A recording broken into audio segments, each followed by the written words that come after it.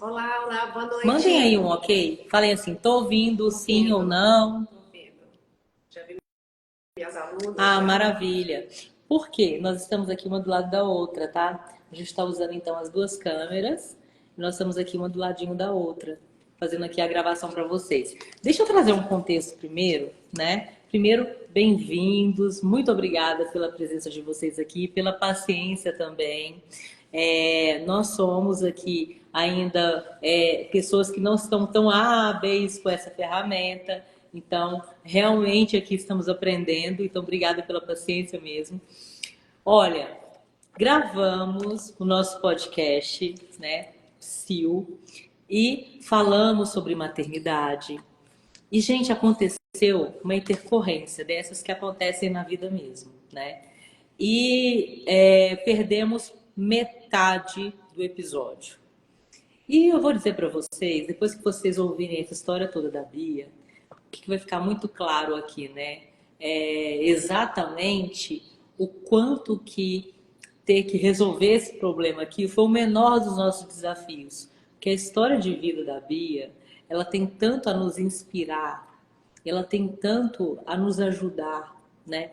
Porque quando nós enfrentamos alguns desafios, é bem comum que a gente fale assim, poxa vida, acho que comigo é mais difícil, ou eventualmente a gente até pensa assim, olha, eu acho que não tem saída. Muitas vezes a gente fala assim, nossa, eu acho que o que aconteceu comigo não me traz uma perspectiva, eu acho que não dá para fazer diferente, né? E quando nós ouvimos histórias de pessoas que conseguiram ressignificar, isso traz para a gente um ânimo novo, né? E é sobre isso que a gente vai falar. Então a gente começa através dessa live. A primeira parte a gente vai voltar aqui, ouvir um pouquinho da história da Bia. E a segunda parte vocês vão ouvir, que é da parte que a gente não teve intercorrência, né? Lá no canal do YouTube. Daqui a pouco a gente vai deixar disponível para vocês, tá? A gente começa por aqui. E foi até legal, porque nós pudemos, né, Bia, construir de uma forma diferente.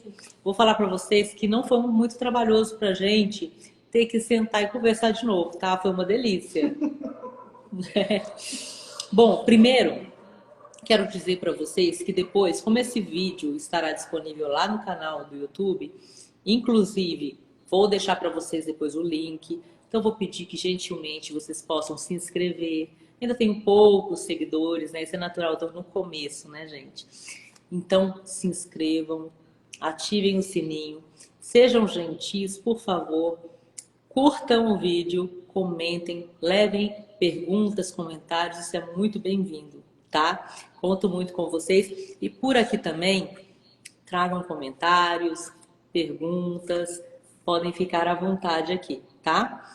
Bom, primeiro, eu vou falar um pouquinho aqui da Bia, né, a nossa convidada, que gentilmente veio de novo falar sobre a sua história.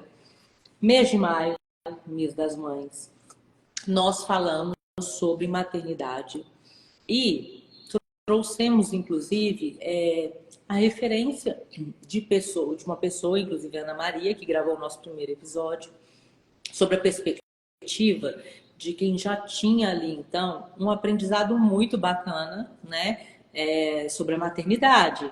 Recebeu muita coisa boa da sua mãe, mas também viveu desafios, né? Quando ela foi mãe, porque além de não ter a presença ali, né, de uma rede de apoio da família, ela precisou usar da autoconfiança, de tudo aquilo que ficou bem estruturado ali desde a infância, para ter coragem de manter aquilo que ela acreditava que estava no coração dela. Que ela teve que fazer algumas coisas diferentes. Ela não deu para ela exatamente fazer o copia e cola de tudo que ela recebeu desde a infância, né? Aqui, com a nossa querida Bia, a gente tem uma história que representa a história de muita gente que eu conheço. Muita gente que ou eu já ouvi um pouquinho da história ou já recebi em consultório. Só que, às vezes, em graus diferentes, entende? Não quer dizer que todo mundo vai ter ali, todo mundo que tem algum tipo de trauma, algum tipo de questão na infância, teve uma mãe abusiva, não tem nada a ver com isso, ou uma mãe narcisista, tá? No caso aqui da Bia, a gente está falando de um extremo, tá? E por ser um extremo, traz muito aprendizado, como eu disse para vocês. A Bia, ela, a partir dessas histórias aí, dolorosas da infância, ela conseguiu construir um significado diferente, tanto no ato de ser mãe, quanto também no seu papel como mulher. Inclusive, ela é uma mulher que hoje, no seu trabalho, ela ajuda outras mulheres a se conectarem com a própria beleza. Ela ajuda mulheres, inclusive, através da beleza, a fazerem um trabalho bacana, inclusive a terem como meio de vida a trabalhar com a beleza mesmo, né? Através de fazerem maquiagem, né? E ela ajuda as mulheres a se conectarem com essa questão da autoestima, com o conhecimento, né? Daquilo que às vezes está lá guardadinho e que muitas não puderam acessar ao longo da vida. Eu não vou ficar falando muita coisa, porque eu acho que ela fala melhor, né? Então, Bia, seja muito bem-vinda. Muito obrigada. Eu que agradeço. Se apresente, fala um pouquinho de você. Estou muito feliz de estar aqui. Vou me apresentar. Meu nome é Beatriz Buchaim. Eu sou consultora de imagem corporativa e pessoal, professora de maquiagem profissional e automaquiagem. Falo que tenho filhos também. Pode, falava tudo que você quiser. Tenho uma filha de 34 anos, do meu primeiro casamento, meus 2 filhos, a Gabriela com 15, o Marquinho com 12 anos. Né? Acabei engravidando depois de muito tempo. Mas a história que eu gostaria de compartilhar aqui com as meninas, né, com as pessoas, é uma história que vocês estão acostumados a ouvir, né? Inclusive eu até comentei com a Luana que não é todo mundo tem coragem de compartilhar esses momentos que eu tive. Hoje em dia eu tenho isso muito bem resolvido comigo mesmo, mas eu gostaria de dividir um pouco o que eu sentia na infância. Eu como criança, como é que via isso, como que passei para a adolescência e hoje me tornei uma adulta. Mas demorou muito tempo e talvez você lembre da sua fase de infância, que ela está aí até hoje. Tá? Então é isso que eu gostaria de te avisar, de te alertar para você ir para frente. Tá? Bom, de pequenininha, não conhecia, pequena gente nunca percebi muita coisa. Eu comecei a ter noção de algum problema dentro da minha casa, mais ou menos com 5 anos de idade. Eu tive uma mãe, né, a minha mãe não é diferente daquelas mães com o coração vermelho, que todo mundo fala de amor. A minha mãe, desde pequenininha, muito cedo, eu percebi que ela tinha uma insatisfação muito grande pela vida. Ela tinha uma frustração muito grande, eu não sei o que ela imaginou que acontecesse e acabou não acontecendo exatamente do jeito como ela planejou. E eu não entendia, né, porque ela estava meio um fardo pesado. Ela tinha uma dificuldade tremenda de manter o equilíbrio mental, o equilíbrio emocional, o bem-estar de casa. E ela brigava demais com o meu pai. Eu lembro que de pequenininha eu não entendia por que ela fazia aquilo. E ela esperava o meu pai chegar e fazia aquele reboliço, era uma briga tremenda, ofensa. Começava sempre com uma coisa muito boba. Vamos supor, um copo em cima da mesa, uma roupa suja. Só que aquilo sempre se tornava em ofensa, em depreciação, xingamento, era uma coisa horrível. Eu de pequenininha não entendia muito. Porque o meu pai foi um homem muito íntegro, meu pai era um homem muito educado, amava aquelas filhas, mas a nossa casa, ela girava em torno do egoísmo e do egocentrismo da minha mãe. Eu comecei a perceber isso muito cedo, o que eu fazia? Eu comecei a defender o meu pai. E eu digo que famílias que têm esse tipo de mãe, que nem a minha, nós acabávamos virando um bode expiatório ali, né? Eu, minha mãe, meu pai e a dele. Tudo era em torno da felicidade, não felicidade, era a vida que ela conseguia levar, né? Complicada com esse negócio do egoísmo e desse egocentrismo exagerado que ela tinha, ela causava muita frustração para ela. Então, tudo, todos os dias, qualquer coisa de errada que acontecia, o mínimo que fosse, tudo era seguido de xingamento, ofensa, palavrões. Era sempre o pior momento possível. Eu sempre tive na minha casa. É horrível falar isso, mas eu só tinha um pouco de felicidade, um pouco de sossego quando eu estava fora. Agora, Bia, um ponto aqui. Você, enquanto criança, você conseguia perceber que o problema era de sua mãe? Ou hoje você entende que o problema era dela? Quando criança, você conseguia distinguir isso? Não, eu vou te ajudar bastante, você que está aí do outro lado. Eu demorei 50 anos para descobrir que o problema não era meu, era dela. Eu tô falando isso porque, gente, fiz essa provocação aqui de propósito, né? É muito comum, né? A criança, ela entende as questões de maneira literal, né? Então, ainda que quando ela esteja apanhando, por exemplo, alguém fala assim, olha, porque você fez tudo errado, você sempre erra. A criança, ela não tem condição de, naquele momento, mesmo diante da dor, entender que tá errado alguém bater nela. Porque veja, né, se ela vai na escola, ela faz alguma coisinha errada e tem lá uma reclamação, alguém vai falar com ela assim, olha, não pode bater no coleguinha, não pode fazer isso. Ela percebe que existe incoerência, né? Mas ela não consegue questionar e ela não tem condição ainda cognitiva e nem mesmo o cérebro dela não tem ainda maturidade suficiente para que ela consiga elaborar essa questão. Então ela vai levar a valor de face o que ela está ouvindo e o que ela está vendo acontecer. E na verdade, o que vai acontecer na maioria das vezes, né? Essa criança ela vai entender assim, eu estou apanhando porque eu mereço, eu estou apanhando porque eu sou ruim. Isso fica tão forte, né, que é muito comum adultos, né, extremamente traumatizados com essas experiências, mesmo diante de várias situações, onde eles já conseguiram ter evidências claras de que eles são capazes e etc., sempre que estão, às vezes, diante de alguma situação onde existe ali uma avaliação, voltar, estou dando um exemplo aqui, tá? Não estou generalizando, estou dando um exemplo. Voltar para esse automatismo, como se fosse uma voz que vai falar o seguinte: você não consegue, você é inadequado, você não é bom. Então a criança, ela fica com aquela mentalidade de que ela é ruim e que ela mereceu apanhar. E não é à toa que nós, por exemplo, vemos pessoas que suportam abusos. Eu não estou falando só de mulheres que apanham. Eu estou falando também de homens que às vezes suportam abusos no trabalho, porque a gente só pensa em abuso muitas vezes quando fala de relacionamento, né? Mas pensa no trabalho. Quantas relações são extremamente abusivas, né? Até às vezes assim grotescas, né? E muito explícitas. Mas a pessoa, ela entende que ela tem que ser forte para suportar aquilo. E que é, inclusive, uma virtude ela suportar e que, não, mas meu chefe, aquele está fazendo um teste comigo. Então, a pessoa não consegue discernir. E naquele momento ali que ela está sofrendo tudo isso, muitas vezes, né, a criança, ela tem aquela expectativa de perfeição do seu cuidador.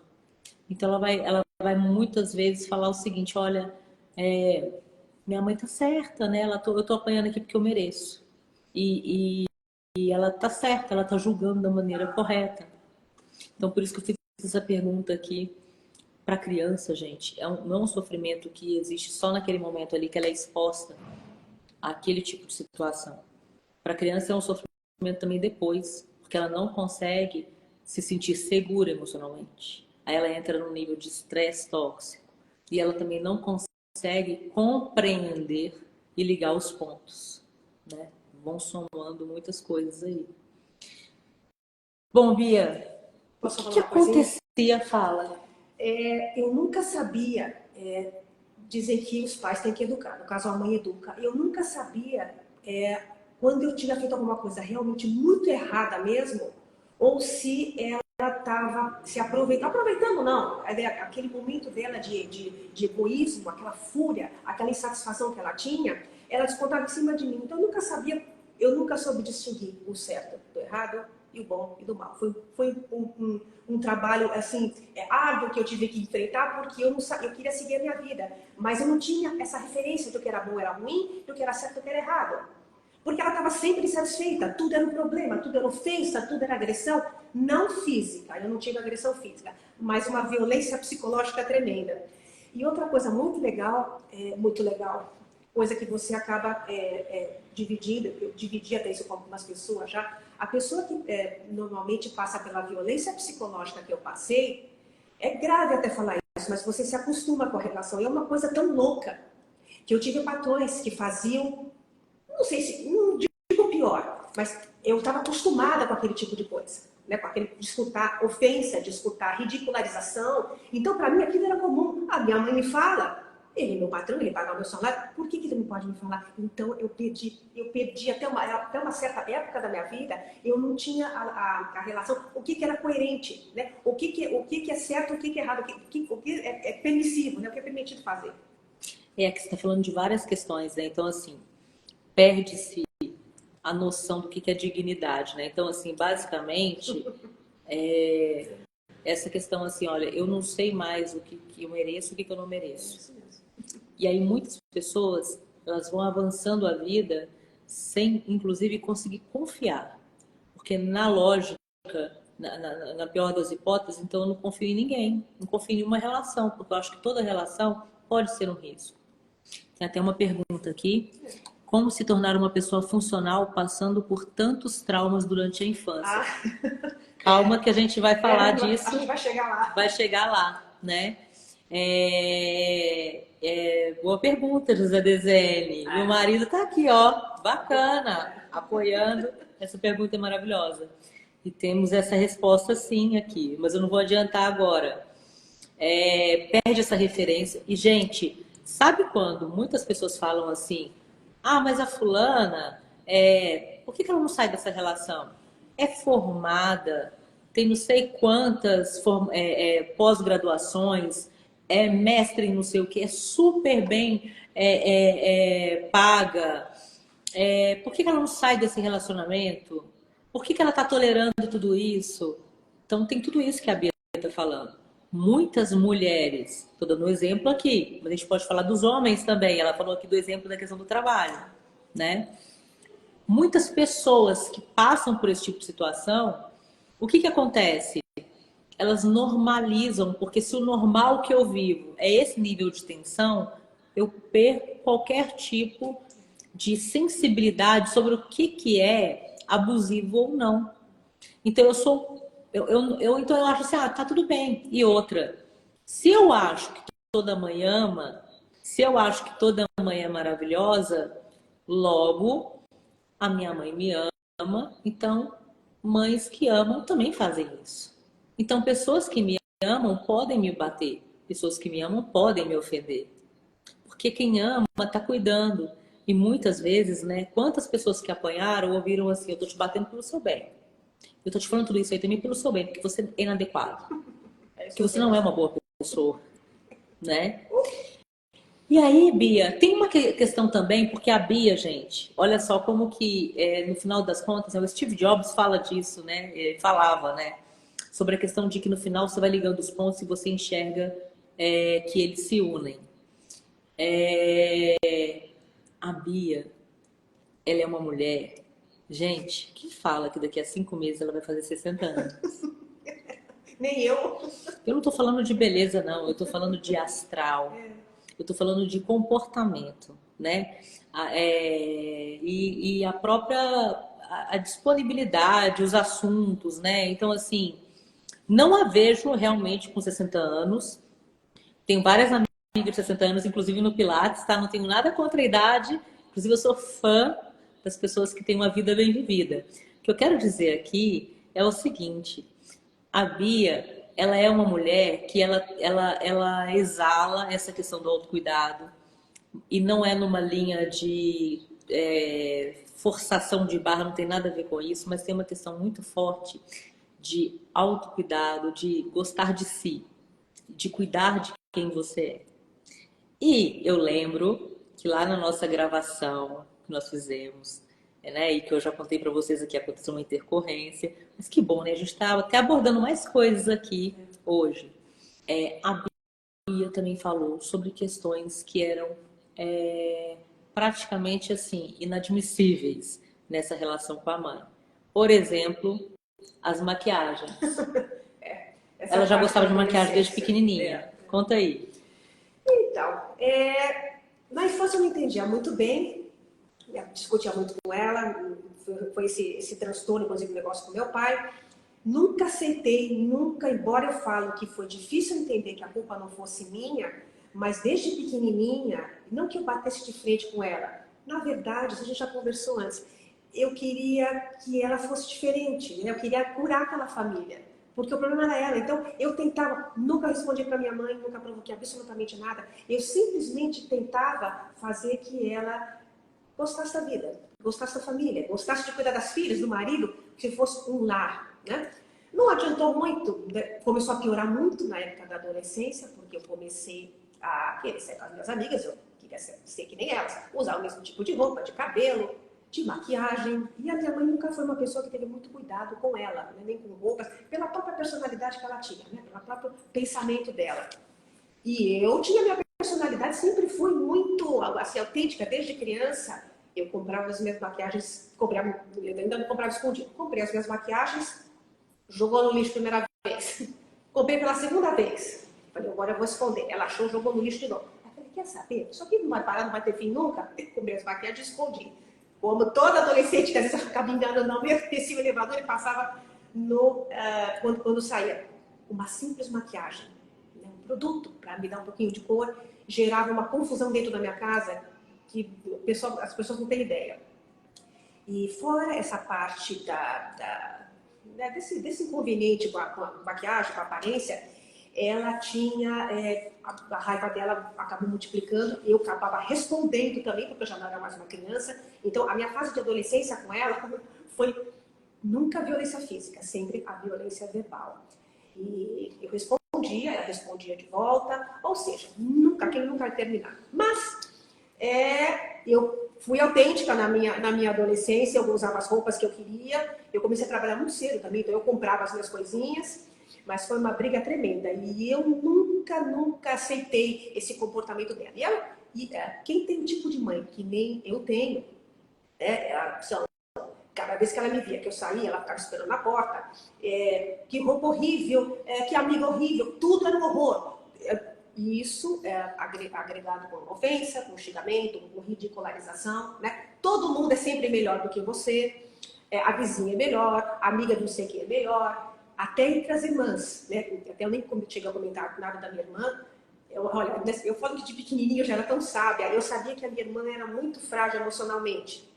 Então, minha irmã ficava lá pequenininha, ali, escondidinha, eu já sabia que eu tinha que proteger a minha irmã. Então, minha irmã ficava quieta. É uma coisa tão maluca isso, eu não sei nem se tem coerência. Às vezes eu queria pegar tudo pra mim, porque eu sabia que a minha irmã não ia conseguir lidar emocionalmente. Tanto é que não lidava, né? Mas a minha irmã, ela poupava, porque a minha irmã normalmente ficava quietinha, não respondia, ou seja, entrava na dela. Mas entre as irmãs, ela sempre colocava uma contra a outra. Sempre eu, né? A minha irmã eu deixava quieta. Mas o negócio era sempre comigo. E eu sabia que o negócio vinha pesado em cima de mim. Eu falei, vou ter que aguentar, porque isso aqui não vai ter fim nunca. Né? Então, na minha adolescência, já tinha muito claro que aquilo não ia terminar nunca. Aquele comportamento dela não ia terminar nunca. E conta, você estava falando do seu pai e que seu pai era mais amoroso. E como que foi essa questão do seu pai? Você também falou de sua avó que morava perto. Como é que era? Eu tive...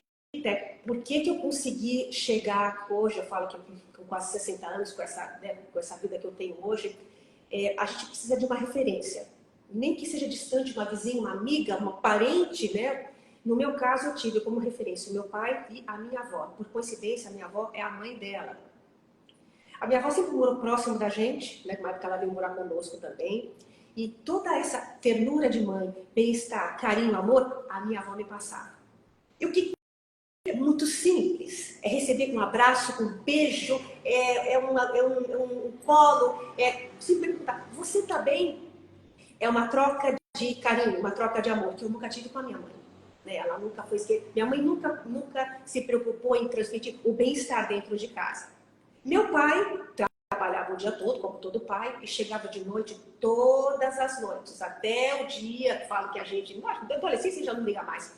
Ele chegava, ele abria a porta, ele abaixava, esperava as filhas, que a gente fazia uma festa, a hora que ele chegava, ele abraçava, ele não falava nada, ele só ficava com as filhas. Meu pai era um homem muito culto, muito inteligente, ele era muito sábio também. Então, ele sabia que quando ele chegava, ele estava proporcionando a paz, né, o equilíbrio dentro daquela casa. Por mais que ela tentasse gritar ali, implicar com ele, como ela sempre fazia, ele sabia que ele conseguia trazer paz para aquela casa. E eu tinha uma adoração pelo meu pai tremenda, porque meu pai sabia de toda aquela confusão, e eu tinha essa noção de que ele procurava amenizar o ambiente familiar ali. A Edna fez até um comentário aqui, como é bom saber que essas coisas são reais. Porque parece que assim, não sei se Edna já aconteceu com você ou com alguma pessoa na sua família, mas me parece um comentário de muitas pessoas que falam assim, se eu falar ninguém acredita. E até porque, gente, é uma questão assim, né? Poxa, mas mãe não faz uma coisa dessa. Não é possível, né? Então, muitas vezes entram essas questões. E aqui a gente não tá para discutir e falar assim que colocar na parede as mães, né? A gente não tá aqui para questionar isso, mas é também para trazer um lado da humanidade, tá, gente? Porque existem pessoas que a Edna confirmou aqui, isso mesmo. Existem pessoas, minha querida, Ela vai passar. não, pode chorar. Chorar, a gente tem que chorar, gente, né? Colocar pra fora, assim. Sintam-se abraçados, todos aqueles que estão, de alguma forma, identificando, porque eu acho também que quando as pessoas identificam, tem uma questão que acontece, que é a seguinte, que é de você olhar e falar o seguinte, eu não sou uma fraude, não é mentira. Porque muitas pessoas desacreditam. Quantas pessoas já falaram assim, não, a mãe nunca faz isso. Não, isso não é verdade. Não, então, se isso aí aconteceu, é porque você mereceu. Porque para uma mãe fazer isso daí com você, para falar isso daí com você, é porque você realmente foi muito mal. Quantas vezes isso já aconteceu? O pior de tudo é que nas minhas amigas, por exemplo, né, na casa, o problema é que você enxergar as minhas vizinhas, as minhas amigas, as próprias amigas dela. A minha casa nunca foi um lugar que eu falo, meu Deus, que delícia, eu vou para casa. Quando eu ia para minha casa, eu falo, pronto, agora vai começar o martírio tudo de novo, porque vai começar aquela avalanche de reclamação, de ofensa e de ridicularização, que eu não preciso ficar escutando. Por que eu estou escutando isso? Por que eu estou merecendo escutar isso? Eu não mereço. E não entendia nada. É isso. Nada. Então, eu falei no início que eu tinha bem resolvido. Eu tenho mágoas, mas... É que assim, gente... quando a gente fala de cura, né, na psicologia, principalmente, a gente não está falando aqui que é igualzinho a gente pegar uma ferida, né, ir lá e curar e depois vai ficar só aquela cicatriz. Toda vez que uma pessoa que sofreu isso lembrar, vai doer. Sabe por que que dói? Não. Porque a criança, ela precisa, até para o seu próprio desenvolvimento, ela precisa de segurança emocional.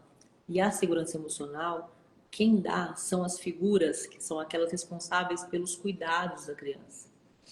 Quando existem essas figuras relacionadas aos pais, a criança espera. É o esperado. São seus cuidadores. Por isso que as crianças demandam muito isso. Por isso que elas demandam muito. E por isso, gente, que muitas vezes e por isso que assim, olha, às vezes uma criança ela está se comportando mal, e os pais estão assim, olha aqui, essa criança, que saco, etc. A criança, tudo é uma comunicação, entende? E ali no cérebro imaturo, às vezes tem a criança chamando a atenção porque ela ganha atenção quando ela se comporta mal. Se ela se comportar bem, ela vai ficar ali no cantinho dela. Ela não vai receber atenção. Só que na imaturidade dela, ela vai entender o seguinte, se eu jogar meus brinquedos aqui, minha mãe vai vir, vai brigar comigo, mas ela vai olhar para mim. Quantas crianças adoravam ficar doentes porque era o momento em que recebiam o olhar dos pais. Tem vários casos assim. Tem muitos casos de pessoas que vivem isso, tá? Então, tem até mais perguntas aqui que apareceram, né? E até um comentário aqui, a Ana Mantovani, que participou com a gente aqui do primeiro episódio de Mães, falou assim, que bom que a Bia falar, porque realmente isso tangibiliza esse cenário, né? E assim, a criança, ela não consegue compreender porque é um desamparo. E não é um desamparo pontual, sabe? Aquele assim que você fala assim, olha, existe uma resposta. Que não quer dizer que doa menos, mas que tem uma resposta do tipo assim, ela não me quis. É diário. e a criança, e assim, no final das contas, do lado ali, aí o José até perguntou aqui, né, no chat, por que que a mãe dela fazia isso? Para ter uma resposta bem mais clara, só se a gente pudesse fazer realmente um diagnóstico, entender no detalhe. Mas, via de regra, mães que têm este tipo de comportamento, elas são muito mal resolvidas com as questões delas. Muitas mães que têm características, né? Então, assim, ela pode ser uma mãe narcisista ou pode ser uma mãe com comportamentos exacerbados de narcisista, de narcisismo. Que, assim, no final das contas, gente, qual é o diagnóstico não interessa. Tudo isso aí, o saldo final é maldade e negligência emocional. Entende?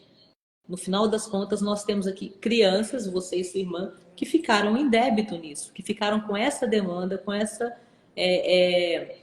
como é que eu posso dizer, né? Com essa ferida aberta. A criança ela precisa de segurança emocional para se desenvolver. E quando isso não acontece, é uma dor. Quando, além da segurança emocional que ela recebe constantemente a agressão, e no nosso cérebro, a agressão psicológica, ela tem uma ativação na mesma área que a agressão física.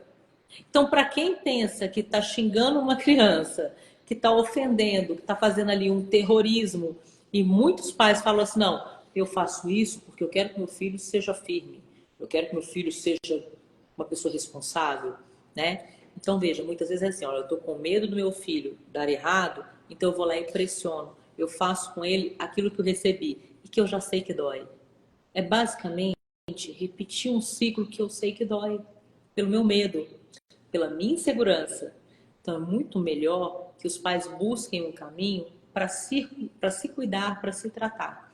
Agora, eu quero chamar a atenção aqui para um ponto que é o seguinte: esse pai e essa avó, eles fizeram um papel muito importante. Aqui, a gente pode ver, dói na Bia até hoje. Porque, gente, faz falta sim. Então, pais, ó, atenção, pais e mães, né? Lá no episódio da Ana Maria, nós aprendemos, tem uma lição muito legal que é a seguinte: a gente não precisa entregar um tempo enorme para entregar qualidade para os nossos filhos. A gente precisa entregar tempo de qualidade. Então, às vezes, nós não conseguimos fazer aquela coisa maravilhosa, idealizada. Não idealize, pegue a sua realidade e adapte para você entregar o seu melhor, com o seu amor, com o seu cuidado, mas também com limites, com tudo que você vai entregar para desenvolver uma pessoa que você colocou no mundo ou que você escolheu criar, né? Você escolheu e você é responsável por essa pessoa. Então temos aqui que pensar nessa responsabilidade. Considerando essa responsabilidade, quando a gente às vezes tem uma situação aí danosa e que os pais não fazem isso, às vezes é um parente ou uma professora. Quantos educadores já salvaram pessoas reduzindo danos? Eu não estou falando aqui de fazer o papel de pai e mãe, sabe? Eu estou falando aqui de redução de danos. Esse pai e essa avó ajudaram muito na redução de danos. E às vezes isso faz uma diferença enorme, porque uma pessoa que poderia estar totalmente debilitada ou que poderia... eu falo assim, tem duas formas de a gente morrer na vida, né? Uma é morrer mesmo, e a outra é morrer enquanto humano. Quantas pessoas nós vemos hoje que praticamente não têm nenhuma conexão com valores, né? Que para elas a vida não tem nenhum valor, que elas não se importam com o que elas fazem com as outras, ou seja, não tem nenhum tipo de conexão com coisas maiores, né? Com causas maiores. São pessoas que, na minha opinião, estão mortas enquanto humanidade mesmo, porque cindiram, sabe?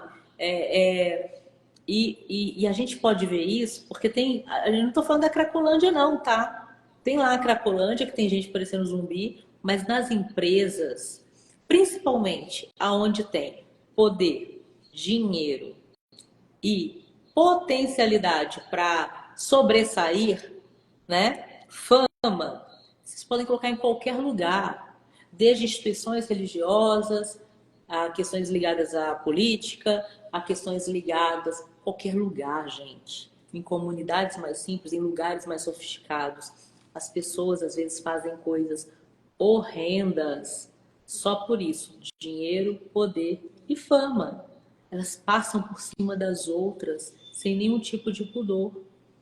Então, muitas vezes, quem salva, quem traz um pouco de aquela chavinha, sabe? Que liga os valores, que liga ali uma série de coisas que importam na vida e faz essa criança não cindir, não se perder, é uma figura que às vezes é da família, ou às vezes é um educador, é uma tia, um tio, às vezes até um vizinho, né?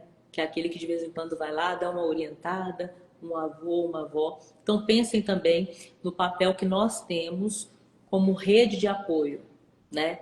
E como também pessoas responsáveis para dar aquele cutucão no adulto que não está fazendo bem o seu papel como pai e mãe, né? Posso falar uma coisa bem legal? Fale. Desde a época que eu comecei a perceber, né, as pessoas falam, como é que você conseguiu chegar até aí, né, formar família, ter esse amor incondicional que você tem pelos seus filhos? Na verdade não é incondicional, é amor simples. Conta isso, Bia. Então é amor simples, não tem muito segredo. É que eu tive tão claro o que eu precisava na infância e na juventude. Eu precisava, por exemplo, eu espelhei meu pai. Meu pai, quando ele chegava em casa, ele chegava tão feliz, ele tinha tanta saudade, aquela vontade de abraçar aquelas filhas e não perguntar nada. Só abraçar e beijar, aquela coisa de amor, aquela saudade mesmo, aquela satisfação de estar com as filhas. Não perguntava nada. Um pouco mais pra frente ele perguntava e tal, mas era nítido que a gente sentia o amor que ele tinha pela gente, como ele gostava daquelas filhas. Na parte da minha avó não me julgava de jeito nenhum. Era um amor também. Eu falo que ela foi a minha mãe. Por que eu falo pela minha mãe? Que ela foi minha mãe. Minha avó era uma pessoa muito simples. Digo muito simples, até da aparência dela, era uma pessoa muito sábia também. E eu acho que ela entendia também aquela desordem, né, emocional, familiar da minha mãe dentro de casa. E ela procurava o máximo possível. Primeiro de tudo, a minha avó não julgou. Mesmo porque era minha avó, né? Podia ser minha mãe também, podia ser outra pessoa, mas era a pessoa próxima a mim que não me julgava. Ela morria de saudade, ela me abraçava e perguntava como eu estava. Eu tinha uma conexão com a minha avó até o dia que ela morreu. Eu tinha 33 anos, eu falo que a figura de mãe que eu gostaria de ter era igualzinho a ela. Que foi o que eu levei um pouquinho para frente, né? Eu tinha muito claro o que eu queria, o que eu precisava na minha vida.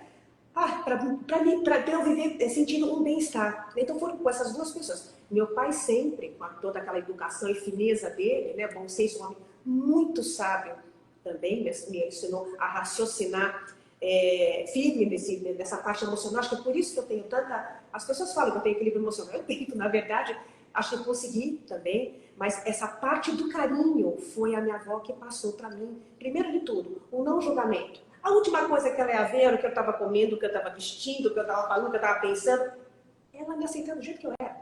Era um oásis, né, gente? No meio, eu fico imaginando assim, imagina a faixa de Gaza e um oásis bem ali no meio, um coqueiro, aquela sombra gostosa e água de coco. Ô, Bia, aí você tá falando aqui, você já começou a falar um pouco de você como mãe. Você estava falando da adolescência, então vamos falar aqui, começo da sua juventude. Você casou super cedo, seu primeiro casamento. Casei. E como é que foi isso? Vamos lá, porque a gente está curioso agora. Vamos lá. Esse tipo de mãe que nem a minha, ela assim, eu não sei por qual motivo, né? Ela estimula sempre que você tem que casar. Você tem que casar, você tem que casar. E eu não queria casar, né? Eu falo, sou sincera. Eu nunca tive essa expectativa de casar, de ter filhos, visto a família complicada que eu tinha ali, aquele acerto tremendo. Aí, quando eu tinha 23 anos, eu falo que pela própria imaturidade que eu tinha também, e volto a falar o que eu falei no passado ali. Quando você passa por muito problema emocional, e principalmente quando é a mãe que te educa desse jeito, você não tem discernimento para saber o que é certo e errado, o que é bom, o que é ruim. A mãe fala isso, não sei, né? O problema pode ser que seja comigo mesmo. Essa época eu não sabia ainda, né? Era um furacão dentro da cabeça. Casei, né? Com quantos anos? 23, com 23 anos. Na época, meu ex-marido quis ter filho, né? Quis ter a Patrícia. Com 25 anos, né, a Patrícia sabe o quê? A Patrícia era pequenininha. Nossa Senhora, a Patrícia era muito pequenininha. Eu percebi muito rápido que aquele casamento nunca daria certo, né? Eu casei também pela própria imaturidade, pela própria... e olha, eu me expliquei antes, eu não tinha esse raciocínio para identificar o que era bom e o que era ruim, né? Hoje, obviamente, eu não me casaria, mas isso demora o quê? 35 anos atrás eu não pensava desse jeito. E, obviamente, como eu casei, da forma como eu casei, né? Aquele casamento não tinha como durar muito tempo e ele também acabou colaborando. E eu me separei muito cedo. A minha filha tinha 8 meses. Eu comecei a trabalhar, nessa época eu trabalhava no Carrefour. Ela era muito pequenininha, né? Eu sou daquela época que eu deixava as crianças com 4 meses, não tinha escola nessa época. Então eu ficava com a minha mãe, isso é uma história que eu vou contar mais pra frente. E a minha sogra também, naquela época, não existia escola período integral, né? Gente, olha, eu brinco com a Luana, até eu falo, gente, eu não sei como é que eu cheguei. Eu falo que eu montei um cavalo sem andando. Porque ela cresceu, já está com 34 anos, ela se formou em advogada, ela tem 2 filhos. Então, é muita história, né? Mas consegui passar. E como que você foi mãe dela? Como é que foi para você essa experiência? Foi maravilhosa, engraçado. Você sentia a mesma coisa que sua mãe? Não, olha, me dá até uma felicidade. Eu tinha muito claro, muito claro. Aliás, uma vez eu estava conversando com uma amiga minha, eu nunca tive expectativa nenhuma da maternidade. Que a maternidade ia me trazer felicidade e que o meu marido ia gostar mais de mim, meu casamento ia ficar mais firme, eu seria aceita na sociedade. Puxa, eu tenho filho. Nunca me escutei, olha, você tem que ter um filho. Não, eu engravidei mesmo. A minha única preocupação era quando aquela criança nascesse, nem na barriga, quando eu visse, eu conseguisse transmitir o que o meu pai e minha avó me transmitiam. Meu pai transmitia todo aquele amor que ele tinha, aquela felicidade de ficar com as filhas, mesmo se fosse pouquíssimas horas do dia, e o carinho, a aceitação da minha avó, seja da forma que fosse. Porque, né, para quem é mãe, você sabe que a gente acaba gerando, é sempre um ser estranho, né? Aquela aceitação, fosse quem fosse, aquela vez. Eu tinha isso muito claro. Né? Normalmente eu falo para todo mundo, falo, gente, o pessoal fica preocupado com enxoval, com quarto, padrinho. Eu não tinha nenhuma dessas preocupações. A única era dar o bem-estar para ela.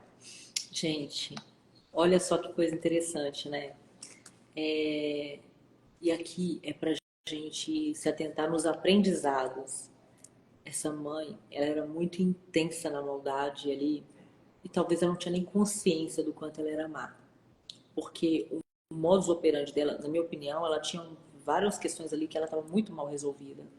E ela tinha uma dificuldade de lidar com os filhos mesmo, né? Eu acho que ela precisava de ajuda, né? Ela precisava, talvez, olhar para aquela situação e falar assim, não é certo o que eu estou sentindo, deixa eu pedir ajuda, né? Porque, inclusive, isso atrapalhou a dinâmica toda dela com o próprio marido, com a própria mãe, enfim. Mas, ela fez isso por muito tempo, e ela fazia isso de maneira intensa, e o pai, né, ali, ele, no tempo que ele tinha, ele chegava, ele mostrava que ele estava com saudade, vocês viram o que ela falando aqui. A avó também, e ela falando também sobre a questão de que eles estavam preocupados em viver o amor, o acolhimento, e eu não estou falando aqui que eles eram pessoas que estavam necessariamente só passando a mão na cabeça. Bom, eu imagino que pela educação que a Bia tem, pelos princípios dela, eles ensinaram muitas coisas importantes, ela recebeu alguns nãos na vida, a gente está focando aqui nessa história macro, né? Quando você olha para o fruto, você subentende que ele foi bem criado, né? Porque você olha pelos valores, por tudo. E, inclusive, pelo doce que ela é, né? Você vai olhando assim e fala assim, poxa, uma pessoa que viveu essa história, olha o doce que ela é. Porque eu conheço pessoas, inclusive, que viveram nada nem parecido com isso e não conseguem dar amor. E não conseguem nem questionar que não dão esse amor. Né? Elas nem estranham isso. Elas acham extremamente normal. Agora, tem um ponto super interessante. Como que era tão intenso essa forma como o pai e a avó fizeram, que isso marcou positivamente. E criou ali uma referência para a Bia. E quando ela foi mãe, foi essa referência que prevaleceu. Então, ela não entregou a mesma coisa para os filhos.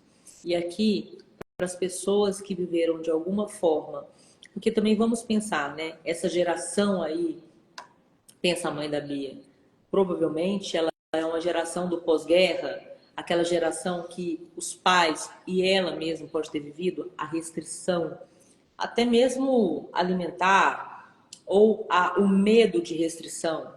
Ela viveu também vários períodos aí econômicos que foram desafiadores. Ela pode ter vivido muita... Talvez a mãe dela, que já era uma avó doce, não tenha sido uma mãe totalmente doce. A gente vê muito isso, né? Os avós vão se... com o tempo vão ficando mais doces, né? Porque vão ficando mais sábios, né? Mas o que acontece? A Bia, ela conseguiu fazer algo muito mais refinado. Pessoas que receberam algo similar e que se identificam com essa história, pensem no seguinte: uma das formas de cura, e aqui tem a resposta do José Dezene, é o seguinte: quando a gente olha para a nossa dor, quando a gente, inclusive, permite que essa ferida possa doer, a gente não tem que negar, ou simplesmente falar assim, eu já perdoei, eu já passei por isso, não tô nem aí. Não, não é isso não, gente. É inclusive se permitir viver mesmo, chorar, porque dói, né? Mas principalmente olhar para a dor e entender o que ela pode construir a partir disso. Depois que você vive tudo isso, você construir algo diferente. E principalmente, tudo que nós fazemos e que pode impactar as novas gerações ganha propósito. Você não está mais lutando por causa de uma situação, entende?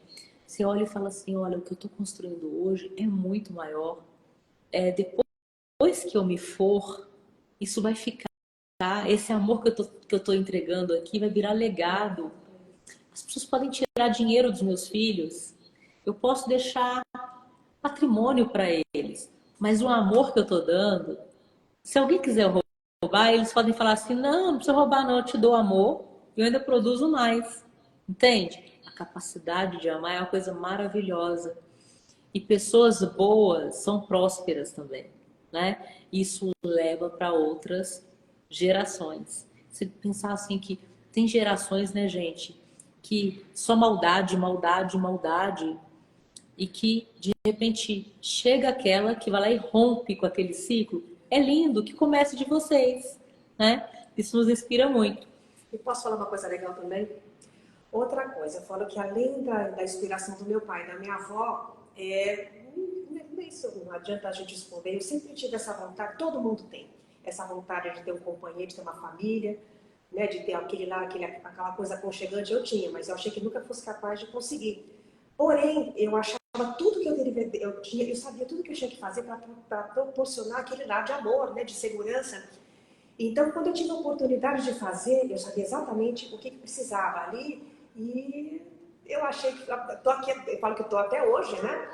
Mas eu tinha essa vontade de sempre ter um companheiro e ter essa família. Então, para quem passa por tanto sofrimento, né, emocional que nem eu passei, eu precisei ter a referência, né, do meu pai e da minha avó, mas ao mesmo tempo eu tinha, acho que inconscientemente, aquela vontade de ter uma família como eu não tive.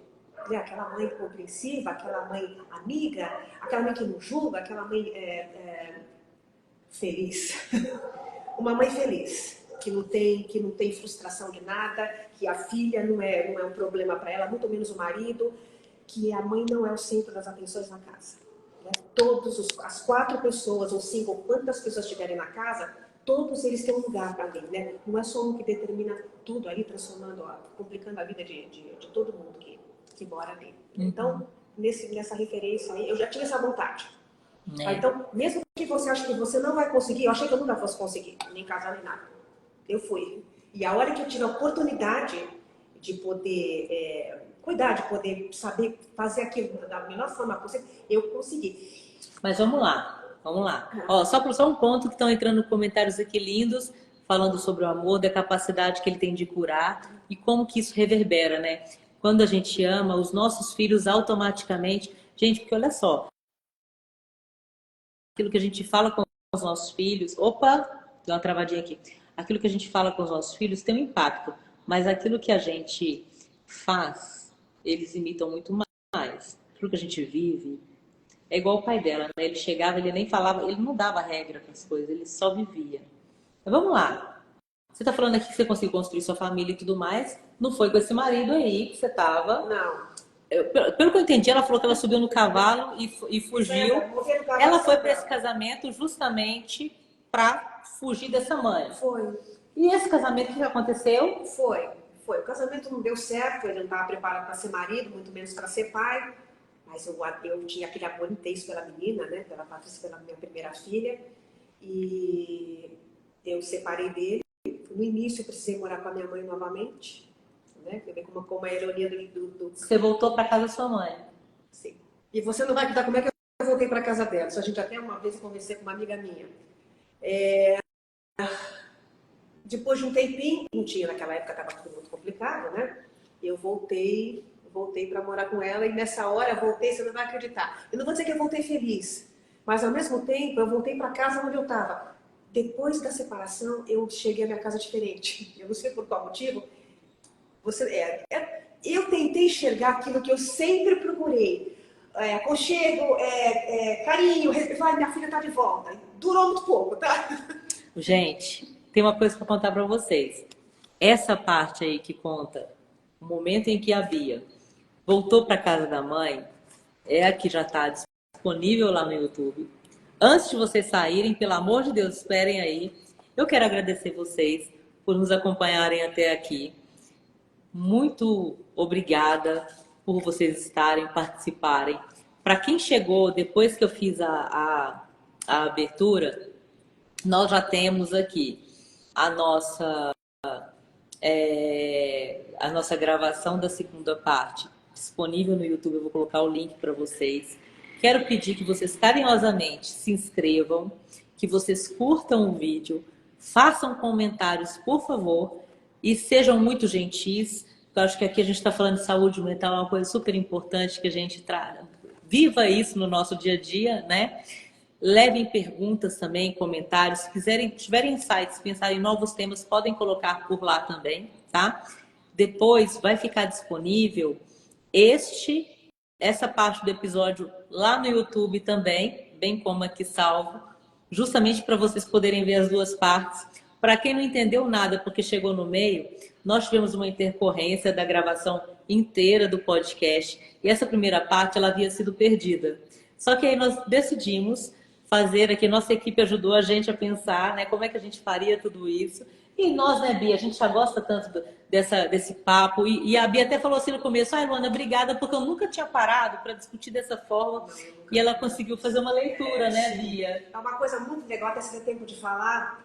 Eu sempre tive muito indefinido isso. Por que a minha mãe fazia isso? Por que isso acontecia? E, sinceramente, eu só achei que eu ia saber o dia que eu morresse. Alguém que me explicasse, que chegasse lá em cima e falasse, você pode me explicar por que aconteceu tudo isso? Deu tudo certo, mas eu não entendi nada dessa vida que eu tive. Nunca fiz coerência com nada.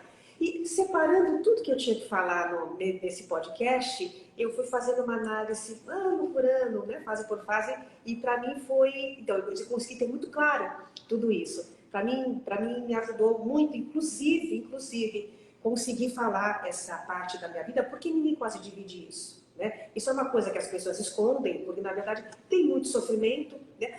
Nem toda família, nem toda amiga minha, né, para conhecer também pensar, eu não dividi essa história com quase ninguém, porque é um pouquinho forte e serve um pouquinho sério, e normalmente é diferente dos padrões de família, de mãe, né? A mãe sempre é a pessoa mais importante na vida dos filhos. Hoje eu sou uma pessoa mais importante na vida dos meus filhos, mas é um assunto, minha mãe não foi assim, então é um assunto que eu nunca pude discutir com ninguém. Minha mãe também, né? Eu nunca entrava muito em detalhes, mas no fundo eu pensava, vou falar o quê? Minha mãe não é aquela mãe que nem a mãe das minhas amigas, não é aquela mãe que eles compram o convite de coração, tudo é coração. A minha mãe nunca deu, aliás, ela detestava essas coisas, né? A minha mãe não era uma pessoa que gostava de carinho também, não dava e também não recebia.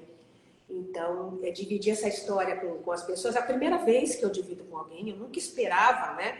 Mas eu acredito, né, que tem alguém que vai assistir o vídeo alguém que conheça alguma pessoa que tenha passado por tanto sofrimento emocional. Não sofri violência física, não ficava de castigos, nada acontecia, mas a violência psicológica sim, né? E você acreditar que aquilo um dia vai mudar, né? Mesmo que você não entenda, procure melhorar, vai pra frente.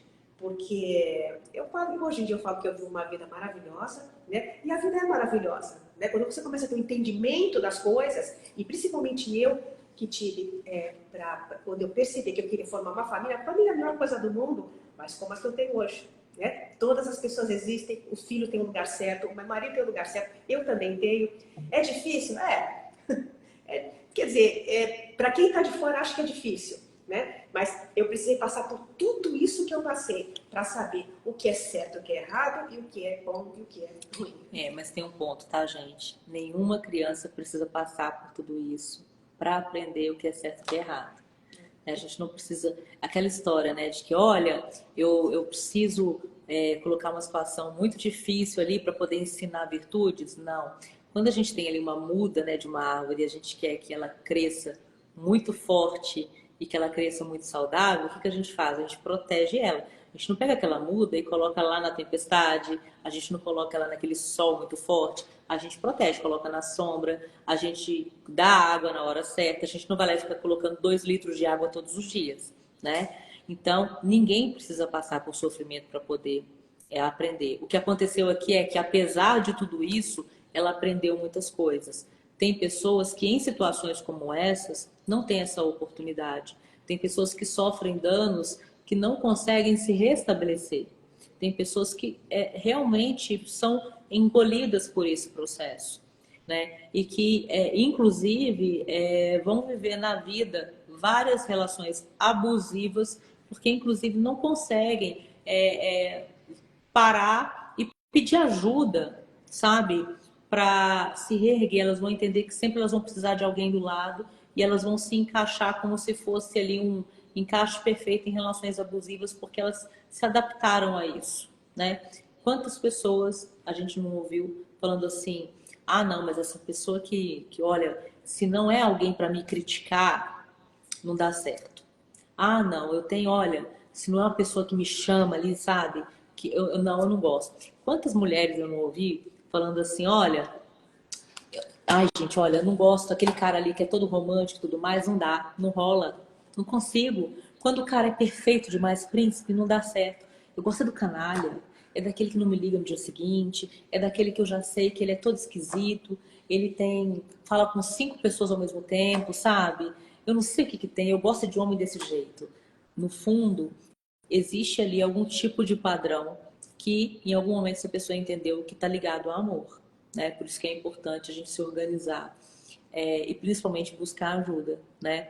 Bia, obrigada. Essa parte número 1 tá linda, né, gente? A parte 2 tá mais incrível ainda, porque mostra a Bia volta a morar com a mãe dela, e ela também volta com essa esperança de que a mãe dela pudesse mudar, de que ela pudesse também salvar. É algo muito comum nas pessoas que vivem isso, pensarem assim: não, agora que eu já entendi tudo, peraí que eu vou ajudar, agora eu vou salvar aqui. E aí, muitas vezes, acaba em decepção. Mas a história dela é linda, linda, linda, gente. Porque ainda com várias questões que te trouxeram decepções, a Bia seguiu e de uma maneira super funcional, tá? Fazendo escolhas bacanas, numa relação hoje, que é essa que ela tá falando aqui. Ela conseguiu construir a família dela. E olha, eu não vou lembrar aqui quem que é o autor, mas depois eu coloco os créditos no comentário, tá? Mas é a história da fruta bichada. A fruta bichada, ela acaba amadurecendo rápido demais. É o que acontece com crianças, com pessoas, às vezes, que vivem em situações que são adversas, né? E que elas acabam tendo que já pensar. Pensa só, gente, não era para uma criança tão pequenininha ter que ficar se preocupando com o seguinte: como é que eu salvo a minha mãe? Por que ela é assim? Gente, uma criança pequenininha, ela tem que estar pensando o seguinte: o que eu vou desenhar amanhã? Eu quero encontrar meu amiguinho, eu vou brincar de tal coisa, vai ter o aniversário, vai ter não sei o quê, vai ter tal festinha. Olha o nível de estresse para uma criança tentar entender uma coisa que ela não tem ainda maturidade para entender. Imagina uma criança que já estava preocupada em quando é que ela teria a família dela. E não foi aleatoriamente que aos 23 anos ela falou assim, então tá bom, então já vou casar. Ah, já que a minha mãe quer que eu case, eu vou casar. E quantas pessoas não fazem escolhas assim, de vou casar com alguém. Ela até falou assim, que o rapaz falou pra ela, né? Ah, eu não tô aqui pra casar, eu não sou bom pra marido nem pra ser pai. E provavelmente nem ela estava inteira ali, porque ela estava querendo era fugir daquela relação. Ela montou no cavalo. Aquela história, né? Eu quero fugir. Então, a fruta bichada, ela amadurece antes do tempo. Ela não consegue amadurecer ela não consegue viver aquela jornada como deveria ser. Então, é bem delicado, né? Porque ela não consegue viver o processo no tempo certo. Mas a Bia conseguiu trazer encaixar a rota. Talvez por isso ela tá com esse elixir da juventude aqui, ó, Sim, 60 anos, e agora ela tá vivendo com mais tranquilidade aqui nos anos, né? Quero mandar um beijo para vocês. Obrigada. Se eu ficar aqui, gente, vou ficar até, olha, amanhã, porque tá uma delícia, tá? Obrigada de coração a todos vocês. Vai ficar salvo aqui e também lá no YouTube. Então, já vou colocar o link aqui para vocês acompanharem, hein? Vai lá que a parte 2 tá demais. Se inscrevam, curtam, comentem. É isso, hein? Beijo. Tchau, tchau. Ó, vem falar com a gente de saúde mental.